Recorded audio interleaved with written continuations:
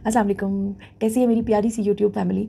मेरी बातें कोई इतनी ज़्यादा एंटरटेनिंग नहीं है कि मैं लोगों की अटेंशन को ग्रैब कर सकूं, लेकिन I do try my level best कि मेरी हर वीडियो में, चाहे वो फ़नी है चाहे वो सीरियस है, कोई मैसेज ज़रूर हो जिसमें से मैं खुद गुजर चुकी हूँ। मुझे ये चीज़ फील होती है कि I should deliver what I had in my brain, क्योंकि शायद किसी एक इंसान का मेरी वजह से फ़ायदा हो जाए।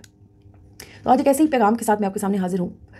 हम सब लोगों का वास्ता कभी ना कभी ज़िंदगी में मॉर्निंग शोज़ के साथ रहा होता है, चाहे वो मेल्स हैं चाहे वो फीमेल्स हैं। इवन मेल्स जो शदीद नापसंद भी करते हैं, वो भी अपनी बेगमात की वजह से कभी ना कभी इस प्रोसेस से गुजरे होंगे कि जिसमें they were compelled to see a morning show और to pass through it for a little time, even for a longer time even. ये क्योंकि मेरे घर में भी होता था। In the beginning of my marriage I was used to see a morning show, so my husband was fed up enough because of these morning shows. मैंने morning shows में मल्टीपल टाइम एक चीज़ को एक्सपीरियंस किया जिसकी कि मुझे पता नहीं कैसी तकलीफ होती थी। मैं उस चीज़ को कतन पसंद नहीं करती थी, लेकिन I was compelled to see this. उसकी रीज़न भी मैं आपसे डिस्कस करती हूँ।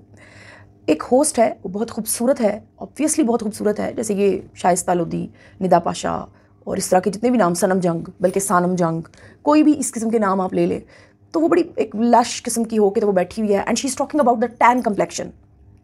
आज हम टैन कम्प्लेक्शन पे प्रोग्राम कर रहे हैं। कभी वो टैन कम्प्लेक्शन गर्ल्स को अपने सामने बिठा लेते हैं, कभी कोई ब्रांड है तो कभी कोई ब्रांड है, ये हम इनके ऊपर लगा के देखेंगे, इनका मेकओवर करेंगे। मैं बड़ी हैरान होती, मैं मूव होती थी बुरी तरह से। मुझे बिल्कुल ये चीज़ पसंद नहीं थी और मैं इसके खिलाफ आवाज़ उठाना चाहती थी, पर मेरे पास अपने लिए आवाज़ उठाने की आवाज़ नहीं थी। I was just understanding life those days.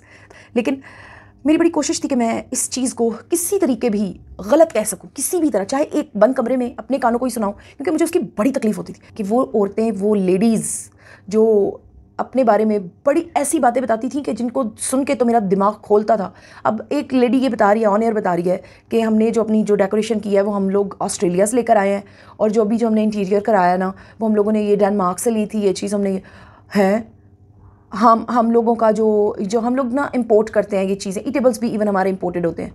आप उन लोगों को ये बता रहे हैं जिनके घरों में खाने को रोटी नहीं है, टीवी के नाम पर एक लग्जरी है केवल के 300 600 500 रुपये देकर वो लोग बेचारे आप लोगों को देख रहे हैं, क्योंकि उनका वक्त नहीं कट रहा, अपना डिप्रेशन काटने के लिए वो आप लोगों को देख रहे हैं। तो आप उनको ये बता रहे हैं कि आप मेरे किचन में जो अंडे होते हैं ना, जो मैंने वो अंडे खा भी लिए बाद में और देख भी लिए, वो अंडे वाकई डिफरेंट होते हैं। हमारे घरों में जो अंडे यूज़ होते हैं वो उस तरह के नहीं होते, वो बहुत महंगे होते हैं और वो बहुत ही ज़्यादा अजीब सा उनका टेस्ट होता है। हम लोग यूज़ टू नहीं है ना, तो बल्कि जब मैंने पकाया तो मुझे लगा जैसे करेले की कोई एक फॉर्म है। बहरहाल वो बड़े डार्क किस्म के अंडे और वो देसी अंडों से भी कहीं ज़्यादा महंगे होते हैं।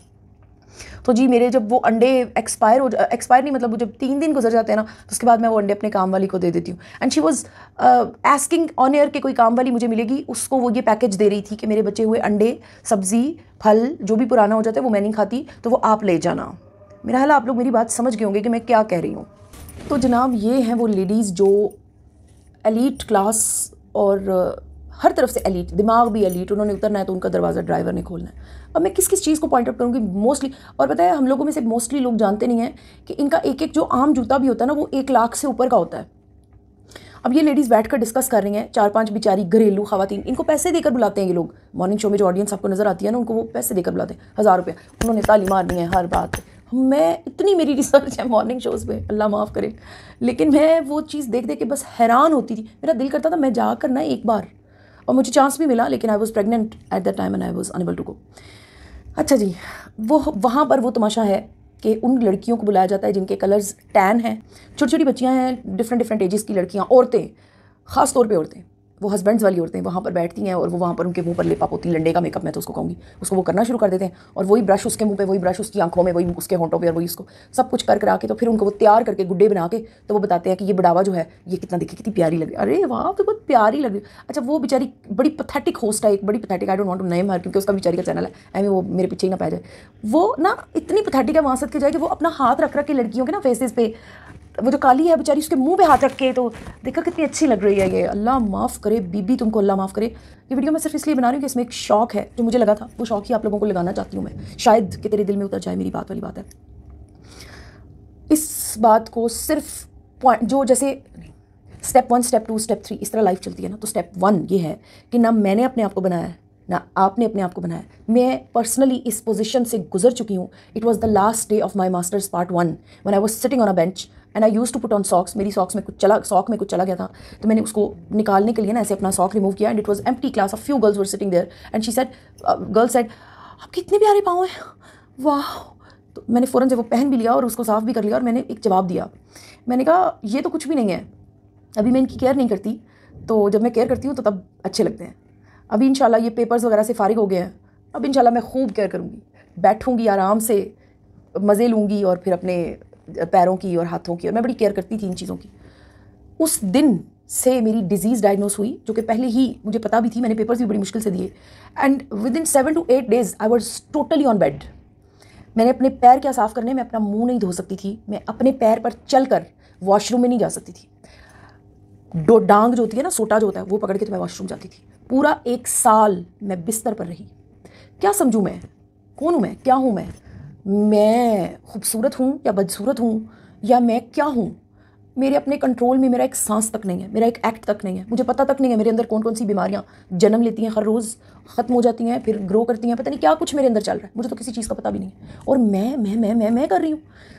इसलिए ये सोचने वाली बात है। Back to the point, in morning shows का ना तो कोई एंड होता, वहाँ पर वो काली काली लड़कियाँ बेचारियाँ जिनको कहा गया इनके रिश्ते नहीं होते, इनको रिश्ता करने का अंदाज़ समझाने के लिए, अल्लाह माफ़ करे, कि जब आपको रिश्ते वाले देखने आए तो आप ऐसे कर लें, फिर आप ऐसे कर लें, आप ना अपना ये एरिया विजिबल करके ना तो ये छुपा लें, आप फिर इसको यहाँ पे ये मल लें, ये कर लें, ये वाली क्रीम आप यूज़। मैं कितना इसको डिस्कस करूँ कि इसकी गंदगी को, इसकी डिस्गस्ट को, इसकी डिसगस्ट को मैं ट्रांसफ़र कर सकूँ, जितना करूँ उतना कम है, लेकिन निकलना इसमें से कुछ भी नहीं है। निकल जो सकता है वो ये है कि एक दफ़ा एक लड़की ने ऐसे ही एक मॉर्निंग शो में वो काम किया जो मैं करना चाहती थी, लेकिन वो काम मैं कर नहीं सकती थी, क्योंकि मैं वही बात करूँगी ना, मेरा जितना आसमान है, मुझे कुएं से जितना नज़र आ रहा है मैं वही देख सकती हूँ। उसने एक ऐसा आसमान देख रखा था जो उसने फिर इनके परखच्चे उड़ा दिए कॉल करके। शी सेड मेरी कॉल डिस्कनेक्ट मत कीजिएगा, मैं एक एलीट फैमिली से हूँ, मुझे पता है कि मुझे मोस्टली लोग पहचान जाएंगे, and I am not scared any more, क्योंकि मेरे पास खोने के लिए अब कुछ बचा ही नहीं। मैं एक पैगाम हर उस माँ बाप को देना चाहती हूँ, हर उस लड़की को देना चाहती हूँ जो किसी वहम में अपनी ज़िंदगी गुजार देते हैं। आप लोग यहाँ पर बिठाकर इन लड़कियों का मेकअप कर रहे हैं, इनको रिश्ता देखने की तमीज़ें सिखा रहे हैं। एक बात मैं अपना फ़ॉल्ट डिस्कस करूँगी। अपना फ़ॉल्ट डिस्कस करना आसान बात नहीं होती। अपना पास्ट, अपना गंद, अपनी कमज़ोरियाँ, अपनी शॉर्टकमिंग्स डिस्कस करना बड़ी मुश्किल बात होती है। उसने कहा कि मेरा एक लड़के से रिश्ता तय हुआ, मेरी एलीट फैमिली है, and of course the other side was also related to the status, it was not love marriage at all. तो वो जो फैमिली मैरिजेस होती हैं, डीलिंग्स और डील मैरिजेस जिनको बोला जाता है, parents were ready to make their sons marriage to that girl. और फिर वहाँ पर एक लैविश्ड डिनर अरेंज किया गया, तो उन लड़की और लड़के को अलग टेबल दिया गया, अलग टेबल देकर उनको बिठा दिया गया कि ये आप इसमें बात करें। तो वो लड़की कहती है कि मैं बड़ी कन्फ्यूज्ड थी उस एक बात की वजह से ना, हालांकि यूनिवर्सिटी गोइंग लड़की थी, एजुकेटेड थी, अच्छा खासा उसका एक सेटअप था, तो लेकिन कुछ था जो मुझे खा रहा था, जो मुझे काट खा रहा था, नज़रें थी, क्या था। अच्छा बकौल उस लड़की के कि वो लड़का भी हेलो हाई के प्रोसीजर से भी नहीं गुजरा उसके साथ, मतलब सलाम दुआ भी नहीं, सवाई इसके बैठ गए और अभी बातचीत भी नहीं शुरू हुई। तो उसने कहा कि मैं आता हूँ विद इन अ मिनट, वो वॉशरूम वाली साइड पर चला गया। उसके बाद उसने कहा कि हम लोग घंटा वेट करते रहे, मतलब 15 मिनट, 20 मिनट, 30 मिनट, उसको कॉल्स करनी शुरू की, he was not picking the phone. उसके बाद उसकी मदर ने कहा कि वो ना इमरजेंसी हो गई है फैमिली में, तो we will have to go. They left. After that they called my parents and they said this that we can not make this marriage because boy is not interested. वो लड़की बोली कि ये प्रोसीजर से मैं गुजर गई, and I was shocked to see this that I was not beautiful. मुझे इतना बड़ा शौक लगा इस बात से, मैंने अपनी मदर से, अपने फादर से पूछा कि what is the reason of rejection, क्योंकि ये मेरी लाइफ का पहला ही रिश्ता था। इससे पहले मैं कभी किसी लड़के के साथ इंगेज्ड तक नहीं रही, ना ऑन फोन, ना एक फैमिली होती है ना, जैसे कंप्लीट किस्म की फैमिली होती है, घर में प्यार मिल रहा है, बच्चे कहीं इधर उधर देख नहीं रहे, ये उस किस्म की बच्ची थी। She was having 3 brothers. She said this कि मुझे आज तक ना कभी आईने ने, ना कभी मेरे पेरेंट्स की आंखों ने, ना कभी मेरे भाइयों ने, किसी ने भी नहीं बताया कि तुम ब्यूटीफुल नहीं हो।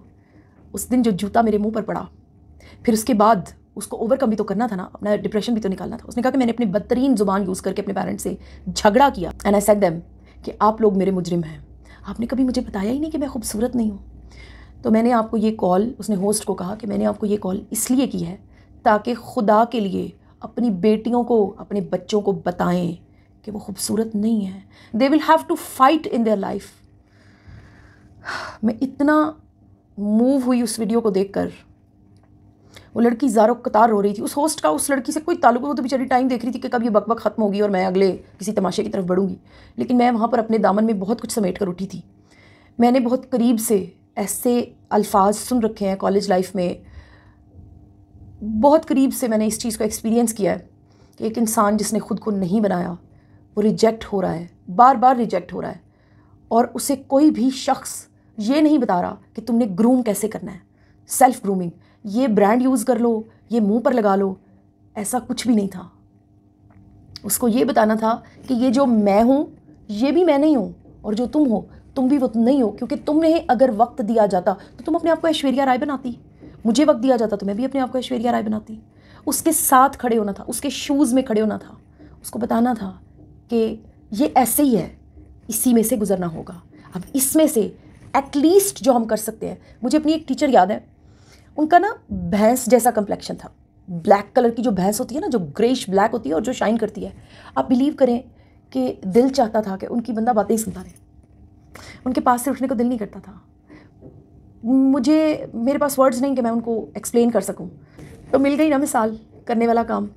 हमारे यूट्यूब पे बड़े बड़े हिट चैनल्स हैं जो टैन कम्प्लेक्शन वाली लड़कियां रन कर रही हैं, and they are proudly running it.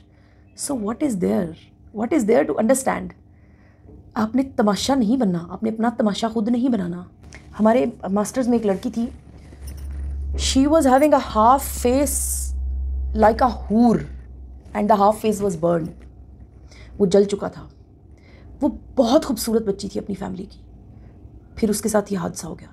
ये हादसा मेरे साथ, आपके साथ, किसी के भी साथ, सिर्फ सीखने की बात यह है कि हमें अपनी औकात याद रखनी चाहिए। अपना असल जो हम हैं, जो हमारी औकात है, जो हमारा क्रक्स है, जो हमारा सेंट्रल पॉइंट है, that is our brain, that is our learning, that is our trend to adopt the society, to join the society, to join the world, to live in the world, to survive in the world, to get the confidence to live. मुझे लगता है कि जिसने समझना है वो समझ जाएगा इस बात से, और जिसने सारी ज़िंदगी, मैं पर्सनली कई बार ऐसे प्रोसीजर से गुजरी हूँ कि ये यहाँ पे अगर मेरा हाथ है, ये यहाँ पे टांग है, तो कोई अपना यूँ करके कंप्लेक्शन मैच करेगा, कोई आईने में मेरे साथ मैच कर रहा है, कोई वैसे ही बैठ के अपना जिस्मी प्या मैयर कर रहा है। निकलना है इस सारी सोच से, और उसके निकलने का तरीका ये है कि अपने अंदर कुछ भरना पड़ेगा, अपने अंदर एक कंप्लीशन भरनी पड़ेगी। And that is not because of your colour, because of my colour, because of my beauty. Matter करती है, मैं ये नहीं कहती, मैटर करती है। आप जॉब के लिए एंटर होते हैं, आपको फर्स्ट ऑफ ऑल सिलेक्ट कर लिया जाता है आपके हुस्न की वजह से। पर्सनली मैं कई बार गुजरी हूँ इस प्रोसीजर से। गलत नहीं कह रही इसको मैं, 100% करेक्ट है, लेकिन नहीं है तो क्या करें, मर जाएं या मार दें अपने आप को। हमने तो नहीं बनाया अपने आप को, इसलिए डरना चाहिए। किसी किस्म का भी गुरूर, किसी किस्म का भी अपना प्लस पॉइंट गिनने से पहले 100 दफ़ा डरना चाहिए इंसान को। पकड़ में आ जाता है बंदा। इवन मैंने एथिज़म को बड़े करीब से पढ़ा है। एथिस्ट जो होते हैं ना, जो नॉन बिलीवर्स होते हैं, खुदा को नहीं मानते, किसी ताकत को भी नहीं मानते, वो लाइफ को एक नए ही एंगल से, दूसरे ही एंगल से देखते हैं। इवन मैंने उनके मुंह से भी ये सुन रखा है, मैंने पढ़ रखा है उनको, कि वो भी ये कहते हैं कि I have not made my self, so I am scared of the power of this nature. Nature की पावर को तो नॉन बिलीवर भी मानता है, तो हमें किस चीज़ का गुरूर है। I hope you have like the video. Please अगर आपको वीडियो पसंद आए तो इसको शेयर कीजिएगा अपने फ्रेंड्स एंड फैमिली से, और मेरे चैनल को सब्सक्राइब कीजिएगा अगर आपको मेरी बात अच्छी लगे तो। Thank you so much. अल्लाह हाफ़िज़।